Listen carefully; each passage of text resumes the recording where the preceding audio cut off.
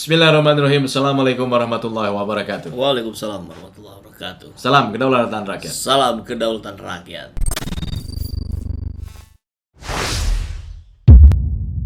Kita tahu Ferdinand Huttahian. Huttahian ya kalau nggak salah. Itu kan di penjara ya? Di penjara 5 bulan. Ini sepertinya udah bebas kan? Oh gitu. Sudah kembali menghirup udara segar. Oh iya. Ya kan mantan politisi Partai Demokrat ya. Betul. Nah ini sudah Gimana muncul kabarnya lagi. dia? Nah, ini sudah mulai action lagi. Oh, udah ada kabarnya. Back to action. Oke. Back in action. Jadi Ferdinand ini sudah bebas, diduga sudah bebas ya. Tapi ya kalau nggak bebas, nggak mungkin bisa tweet-tweetan di medsos betul, gitu betul. kan. Karena kalau di penjara kan nggak boleh ya. Nah, ketika ini sudah bebas, sudah aktif lagi di sosial media, mencuit bahwa negara ini semakin nggak karuan. Gara-gara Ferdinand di penjara. Nah itu saya nggak tahu. Jadi di tweetnya itu 5 bulan saya pergi, saya perhatikan bangsa kita ini makin ruwet karena perilaku kaum yang tidak memahami betapa susahnya leluhur kita merawat kebangsaan dan merawat kebinekaan. Ini bicaranya udah kayak bapak bangsa aja nih. Ya, selamat datang kembali Pak Ferdinand. Selamat datang di jagat dunia maya yang kemarin-kemarin setiap hari terus diramaikan oleh cuitan-cuitan Anda. Konon katanya itu akunnya juga akun baru ya? Akun baru. Karena akun yang lama kan disita gitu ya. Tapi lo main akun baru juga langsung banyak. Iyalah, tokoh bangsa. Banyak yang senang Anda kembali di minimal di dunia maya di Twitter, dan tentu kita pun menyambut gembira. Mudah-mudahan Anda menjadi seorang muslim yang semakin kuat keinginannya belajar agama Islam secara benar, secara kafah. Cari ustadz yang benar ya Pak Ferdinand, jangan yang cari ulama-ulama yang lurus. Sekarang ada juga soalnya ulama yang nggak lurus itu, yang kemakan oleh umaronya gitu. Padahal ulama itu harus menjaga jarak dengan umaro.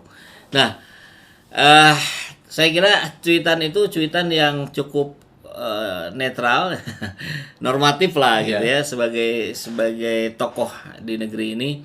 Kita juga responnya ya normatif juga, selamat datang saja lah. Kita belum tahu bagaimana, apakah seorang Ferdinand Huttahian akan kembali menunjukkan tajinya menyerang kepentingan umat Islam, padahal Anda sendiri mengaku mualaf gitu. Ataukah sekarang sudah betul-betul Anda mempelajari ajaran Islam dengan benar dan mulai bisa merasakan apa yang dirasakan oleh umat Islam di Indonesia yang sebenar-benarnya. Itu ya bisa dibilang sekilas info pertama Ya, kan. Oke, sekilas Ini info. Sekilas info berikutnya ada Partai Amanat Nasional yang menyindir Giring, ketum PSI, mau jadi gubernur DKI. Dibilang kok malah turun targetnya.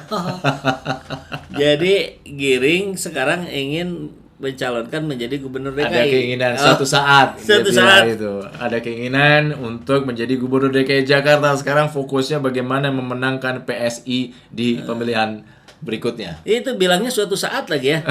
Padahal kalau kemarin dia dengan gegap gempitanya penuh kepercayaan diri pasang baliho di seluruh Indonesia menjadi capres 2024. Sekarang levelnya turun dari presiden ke gubernur.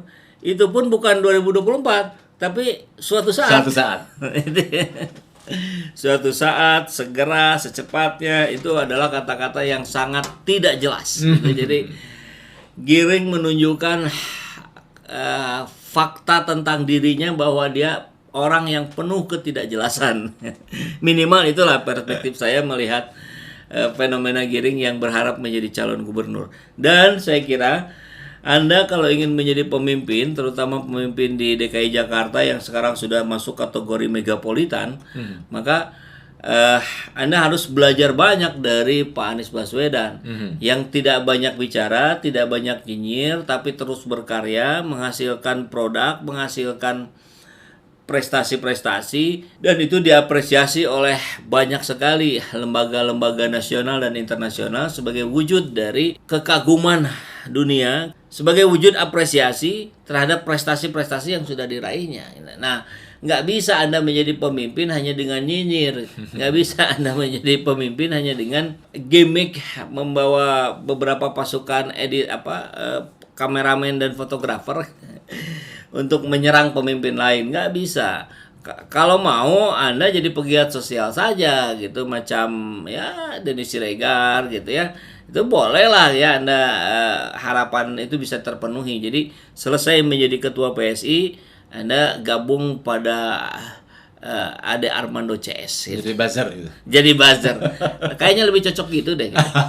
Karena kalau pimpinan partai apalagi ingin memimpin wilayah daerah, itu Anda underqualified gitu, terlalu di bawah jauh, nggak akan ada yang memilih, kan kasihan, nanti stres lagi. Kemarin kan gagal jadi caleg, stres katanya berminggu-minggu nggak keluar kamar. Ini apalagi ingin jadi nyalon jadi gubernur.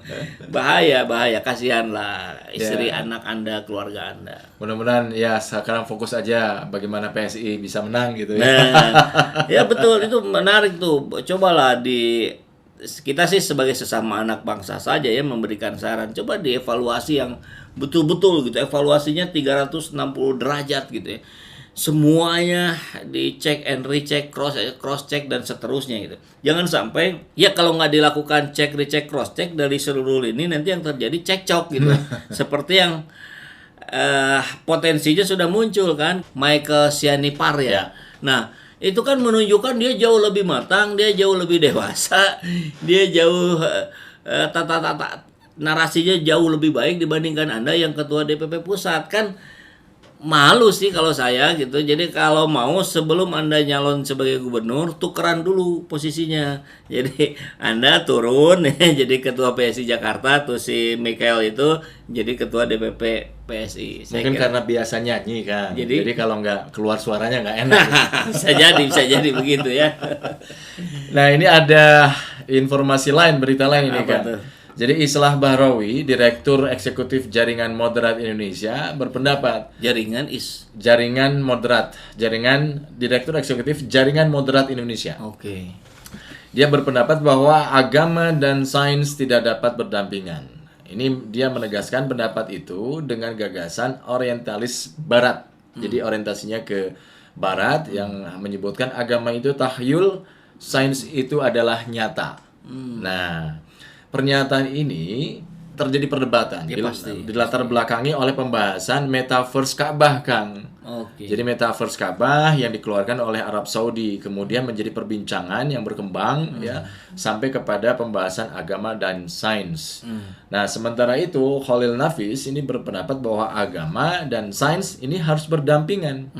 Artinya agama tidak mengekang perkembangan sains dan teknologi. Sains dan agama itu memang akan selalu kejar-kejaran. Apalagi ada orang yang beranggapan bahwa dengan beragama, apa yang tidak ada pada zaman dulu itu tidak boleh ada pada hari ini. Ini kan kelimpungan sendiri nantinya. Inilah terjadi clash of civilization itu.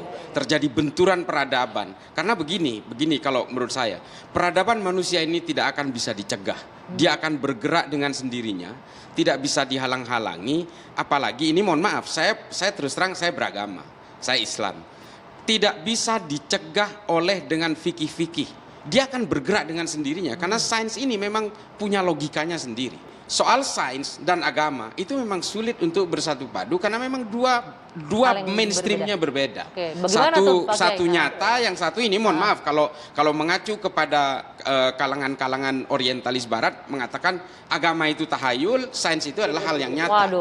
Saya kira penjelasan itu buat kami sih sudah tuntas dari zaman dulu ya, bahwa sains pun itu diinspirasinya oleh kitabullah, oleh Al-Quran gitu. Banyak penemuan-penemuan yang sudah dibuktikan oleh para penemu-penemu muslim terutama ketika dia membaca ayat-ayat Al-Quran, ketika dia membaca kitabullah gitu. Nah, ini kalau dianggap sebagai dua buah konsep yang setara tadi, sains dan Al-Quran, saya kira itu saja sudah sebuah kesalahan cara berpikir. Apalagi si Islah Bahrawi. Si Bahrawi itu yang bilang apa tadi statement awalnya kan? Dia berpendapat agama dan sains tidak dapat berdampingan. Tidak dapat berdampingan. Artinya ini seperti dua entitas yang memiliki kesamaan, kedudukan yang sama, tapi tidak Sehingga itu pertanyaannya menjadi bisa berdampingan atau tidak. Kan kalau menurut kami, kita-kita yang sudah belajar jauh lebih lama, sains itu justru diinspirasi oleh Al-Quran gitu. Jadi pertanyaannya bukan berdampingan atau tidak. Dan kalau mau dilihat secara jauh dengan lebih jernih, penemuan-penemuan sains terkini itu semakin menguatkan dalil-dalil Al-Quran. Nah, saya kira inilah kalau dari bahasanya saja tadi sudah yang begitu jaringan moderat itu seolah ingin tampak modern tapi justru menunjukkan ketidakpahamannya gitu terhadap konsep yang fundamentalnya gitu. Jadi susah lah kalau kita bicara di permukaan terus-menerus tapi fundamentalnya nggak paham.